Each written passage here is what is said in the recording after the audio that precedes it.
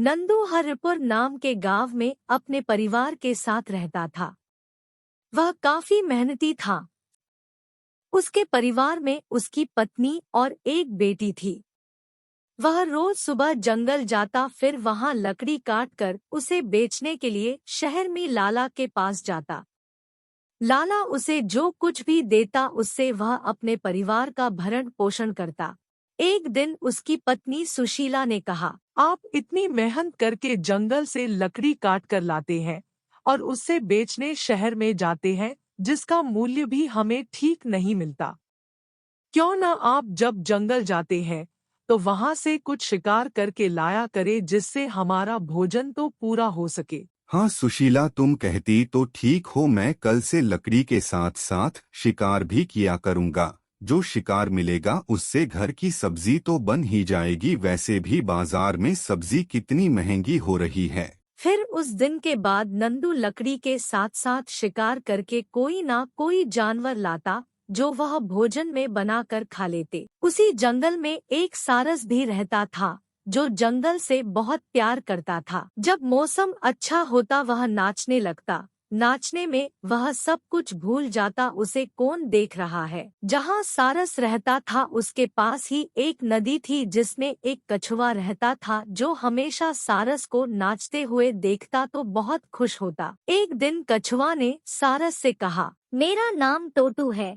मैं हमेशा तुम्हें नाचते हुए देखता हूँ। मुझे तुम बहुत अच्छे लगते हो। क्या मुझसे दोस्ती करोगे? हाँ, क्यों नहीं। मैं कई बार देखता हूँ कि तुम मुझे देख रहे होते हो। अच्छा, आज से हम पक्के दोस्त। उस दिन के बाद दोनों दोस्त बन जाते हैं। एक दिन नंदू सारस को देख लेता है और सोचता है, अरे वाह, कितना अच्छा शिकार है।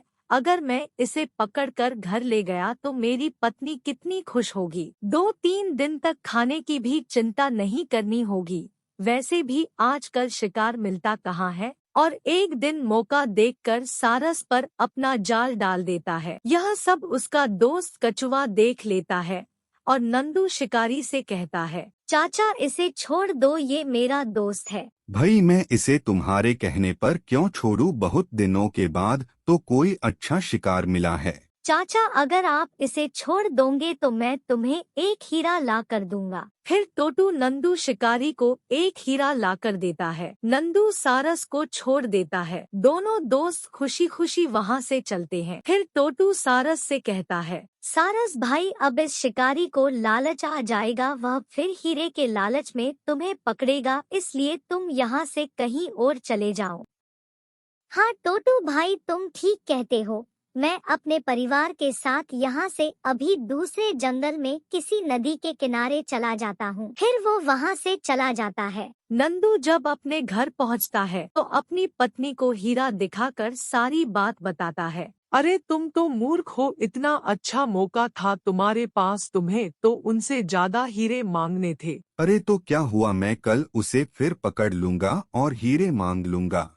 फिर तो ठीक है, कल ऐसा ही करना। अगले दिन नंदू सुबह सुबह उठकर सारस को पकड़ने के लिए निकलता है, मगर उसे सारस नजर नहीं आता। तो वह सोचता है कि अब क्या करूं। अचानक उसे कछुआ दिखाई देता है, तो उससे कहता है, कछुआ भाई, मैंने तुम्हारे दोस्त सारस को पकड़ लिया है। अब मुझे और भी हीरे चाहिए, वरना मैं सारस को मार कर खा जाऊंगा। अरे नंदू चाचा, तुम उसे छोड़ दो, वह मेरा बहुत अच्छा दोस्त है। पहले तुम मुझे और हीरे दो, फिर उसे छोड़ दूंगा। कछुआ तो जानता था कि नंदू झूठ बोल रहा है। उसका दोस्त तो कल ही यहाँ से जा चुका है, इसे कुछ सबक सिखाना चाहिए। कछुआ अनजान होकर उससे कहता है, नंदू चाचा ठीक है, मैं तुम्हें और हीरे लाकर दूंगा, फिर तुम मेरे दोस्त को छोड़ दोगे। पहले तुम हीरे लाकर दो, मैं तुम्हारे दोस्त को छोड़ दूंगा। अरे नंदू चाचा, मुझे तो याद ही नहीं आ रहा कि मैंने तुम्हें कौन सा हीरा दिया था।